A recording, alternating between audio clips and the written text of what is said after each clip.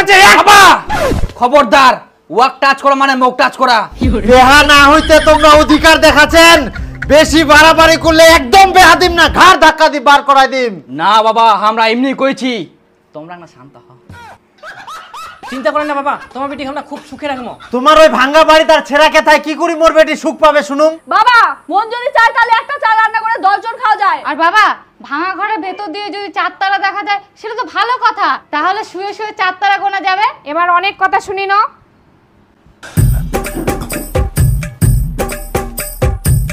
কি ব্যাপার শ্বশুর ঘর ঢোকিল কি জন্য হাসুয়াটা শহর পাগেন নাকি আবার বাবারে রেডি থাকিস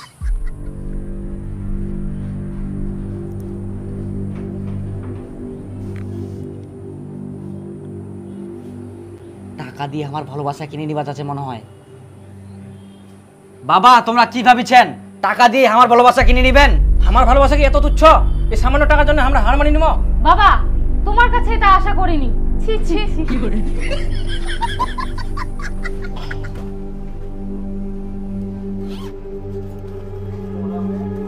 ও খালি এইদিকে মোর নুন আনতে পান্তা পুরা আর তোমাকে ওই ভালোবাসা কেনার জন্য টাকা দেন তুই কোন এলাকার জমিদার হ্যাঁ কিছুই যখন নাই তাহলে ব্যাগগুলো আনি দিলেন কেন? ব্যাগ তো তোমার জন্য ব্যাগগুলো নিয়ে আমরা কি করবো? তাবিজ বিক্রি করে বের খাচ্ছেন নাকি? তোমরা তাবিজ বিক্রি করবেন না ছাগল বিক্রি করবেন সেটা তোমার ব্যাপার।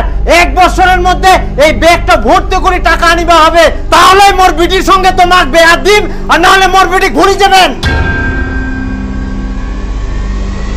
না না ভর্তি করে আনিব এতটুকু ব্যাগ মাত্রই।